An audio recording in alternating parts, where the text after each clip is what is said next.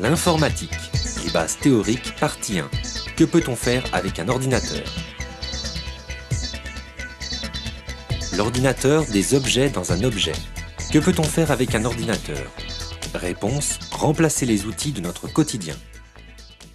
Sans Internet, on peut remplacer la machine à écrire, les tableaux, les bases de données, les lecteurs de contenu multimédia comme la musique, les vidéos ou les livres. Sans Internet, on peut également remplacer les photocopieuses et d'autres types d'impression. Pour finir, sans Internet, on peut remplacer la vision du partage de la connaissance, grâce au réseau Basket ou Sneakernet qui est un échange de données par unité de sauvegarde interposée. On copie sur un enregistreur depuis un lecteur, puis on reproduit cet enregistrement. Si vous pensiez ne jamais avoir utilisé ce procédé, souvenez-vous que les vinyles étaient déjà enregistrés sur des cassettes. Puis on a copié les disquettes, les CD, les clés USB et les disques durs.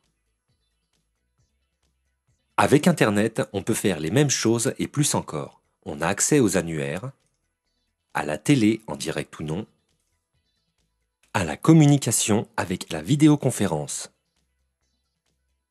Avec Internet, on a accès au partage global de contenu qui est le plus souvent légal. L'ordinateur. Il existe plusieurs types d'ordinateurs. Ils sont tous plus ou moins composés des mêmes éléments mais organisés différemment selon l'usage auquel ils sont destinés. Pour commencer, les ordinateurs de bureau, imposants et difficilement transportables, mais aussi plus puissants à prix égal que les suivants, ils sont en général composés d'une tour, d'un écran, d'un clavier et d'une souris. Il arrive que les éléments de la tour soient inclus dans l'écran. Viennent ensuite les transportables. Ne sont plus tout à fait de bureau et pas tout à fait portables. Voici un transportable des années 2004-2008 à côté d'un ordinosaure de la première génération. On voit bien la différence de la taille des écrans. L'ordinateur portable.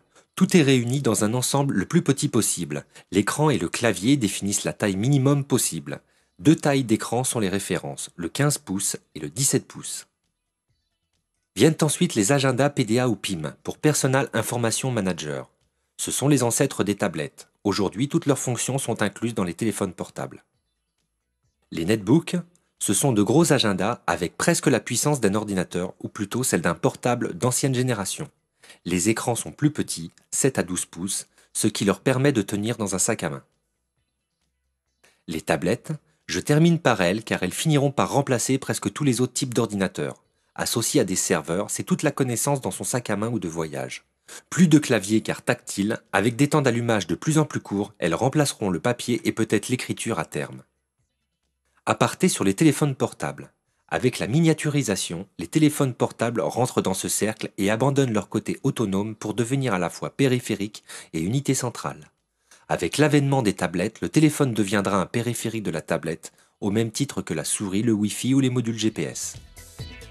Il existe encore d'autres types d'ordinateurs comme les serveurs, les NAS et autres plateformes virtuelles que nous n'aborderons pas pour le moment.